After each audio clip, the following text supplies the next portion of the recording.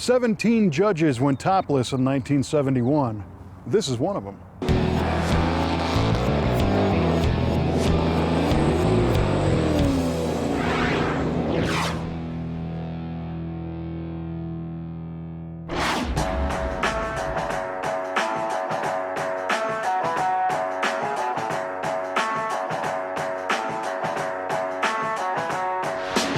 So what have we here? At first glance, it appears to be a clean white 1971 Pontiac GTO convertible. But notice the wing and the stripes. It's not just a GTO, it's the Judge. And a convertible, no less. Pontiac fans are starting to tremble because this is just one of 17 1971 GTO convertibles ever built with the Judge package.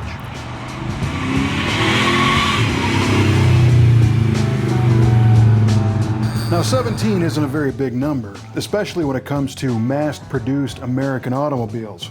The U.S. built nearly 8.5 million vehicles in 1971, which equates to 23,287 cars each day of the year, or 970 cars an hour. That's one shiny new car every 3.75 seconds. It's hard to imagine that 17 cars is just over 1 minute worth of total 1971 U.S. production. Which isn't to say that Pontiac built all 17 71 Judge soft tops in just over 1 minute. That's kind of ridiculous. Pontiac built 586,856 exciting rides back in 1971, so they were driving just over 1 car per minute off their various assembly lines on average. In this case, the stunning cameo white 1971 Judge convertible is not just one of the 17, it's the last Judge convertible ever built. And it hasn't traveled all that far since birth, logging just 15,530 miles since new. Of the 17 1971 GTO Judge convertibles produced, they were sprayed in 11 different colors. Most of them are shades of red, green, gold, or black. One of them was blue, and 3 of them were sprayed in cameo white. Of those, 1 is unaccounted for, 1's been restored, and this is the all-original car.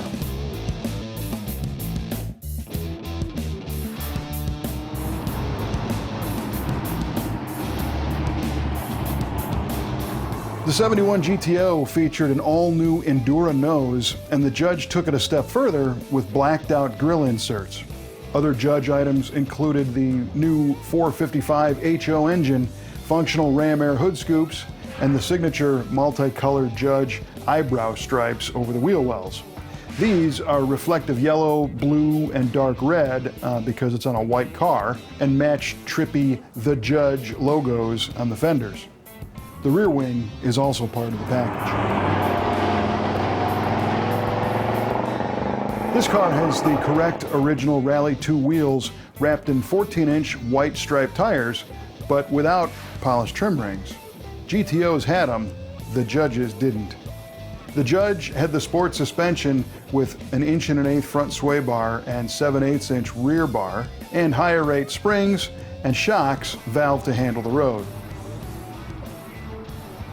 1971 was the beginning of the end for 1970s performance engines, as compression ratios and horsepower ratings both slid. But Pontiac just didn't roll over and give up the horsepower fight. Sure, the new for 71 455 HO LS5 engine was only an 8.4-to-1 compression engine, but Pontiac engineers stuffed it with a cam and cylinder head design that still made power. In fact, Pontiac ads claimed it performed better than anything in Pontiac history. It was topped with an 800 CFM Rochester 4-barrel carburetor sitting on an aluminum intake and ran 7 F6 heads featuring rounded exhaust ports matched to free-flowing manifolds. The 288-degree 068 camshaft loped its way to 335 horsepower at 4,800 RPM for a gross rating and 480 foot-pounds of torque at 3,200 RPM. A turbo-hydromatic 400 automatic transmission takes the abuse, and the safe T-track rear end spins the hides to motivate the Judge into action. Inside, the car is as original as can be.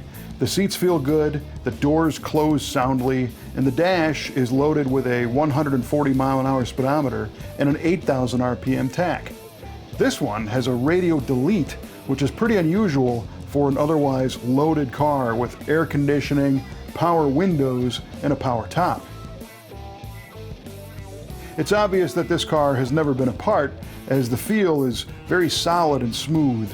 The doors close solidly, the rubber weather stripping is right, and you can tell when a car's been restored, but this one remains as it was when the Pontiac team put it together back in 1971. People often comment about how if they only knew that the value of muscle cars was going to increase back when these cars were new. But in this case, even Pontiac knew that this car would be highly valued someday. The car came with an old note from a Pontiac customer relations man who predicted that the value of this one would only increase over time. And it turns out, he was right. In the Supreme Court of Muscle Cars, the judge has the highest appeal.